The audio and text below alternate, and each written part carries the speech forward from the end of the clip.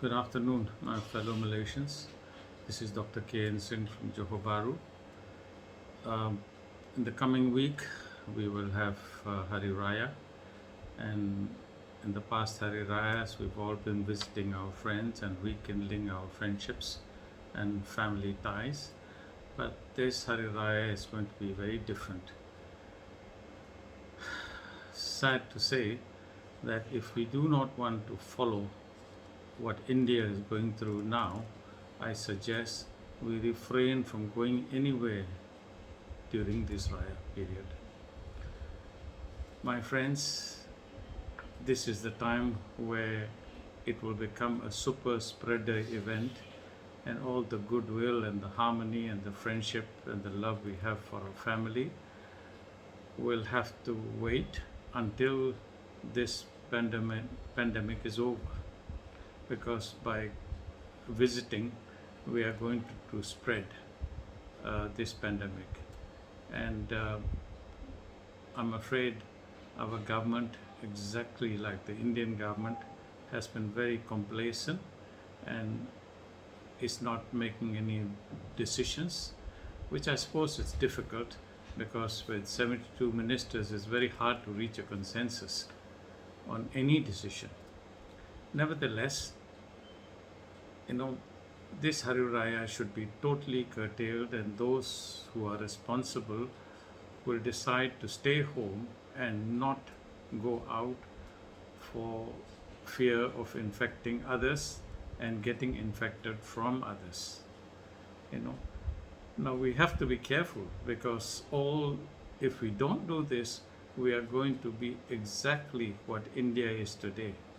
India had the same festivals. India also had, unfortunately, election rallies, which we had our share of much earlier. They also had religious melas, which were super spreaded events. And look at them today. People are dying. There is no oxygen. There is no place in hospitals. There are hardly any doctors to look after them. And I mean, it's a sad state of affairs. And when you look at it, you wonder, how did it get so far? How did the government let it go so far? Sadly, we are going to be in this state at the end of this month, exactly 14 days after Raya, if we don't do anything about it. And on 30th of March, we had, rather on the 18th of June last year, we had only 33 cases, and the 7-day average was only 19 cases. Then later, on the 29th of September, we had a slight spike of 101 cases with a 7-day average of 111 cases. On the 5th of December, it jumped to 1,123 cases with a 7-day average of 1,169 cases. The 4th of February this year, there's a big jump to 4,571 cases with a 7-day daily average of 4,754 cases. In March, there was a bit of a dip, but on the 5th of May, the new cases jumped up again to 3,744 with a 7-day average of 3,252 cases with 17 deaths. Now we have had a total number of cases, about 427,927 cases in Malaysia, out of which 390,000 cases recovered with 1,610 deaths.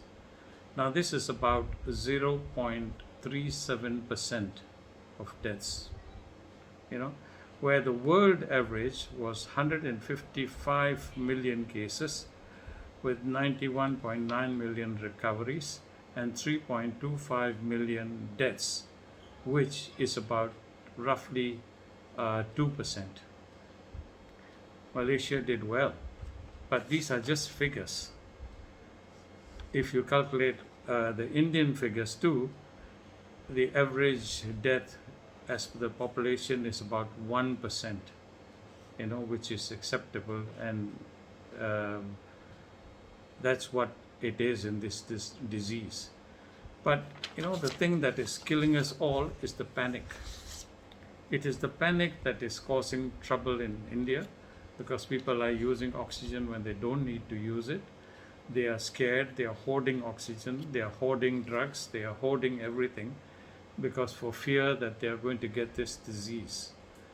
Now, the only way that they can move forward is vaccination, which they are doing. In our country too, we have a population of roughly about 32 million people, out of which 24 million are eligible for vaccination. To date, we have only done 1.08 million. That's the first phase. And about 425,000 over healthcare workers have had second doses. We've had Pfizer, Sinovac, and AstraZeneca in this country. And I think we need to be a little more proactive. There are a lot of people who have not signed up. I believe some of these people who agreed to come do not come to the centers. As a result, there's some vaccine wasted. This is hearsay. I have no definite information on how much is wasted, but I would suggest that the Ministry of Health become proactive and put up banners in the sites and said, those who want vaccine, please register. If anybody doesn't turn up, we'll happily give it to you. And let them form a separate queue and wait. If nobody turns up, give it to the people who are there already. That will prevent wastage. The second thing you can do is, we are lucky, in every taman we have had, Bandaraya, in houses for people, for community houses, community stays. Every taman has a community hall in Malaysia. Now maybe we should, get the health ministry to go to these community halls and get all the people in that locality vaccinated. I mean, go to a building that houses 5,000 families or 1,000 families, the whole taman, and fix a date and get them all vaccinated. Now, I'm sure the ministry has thought of this and they want to do this, but I'm afraid maybe our supply is not adequate.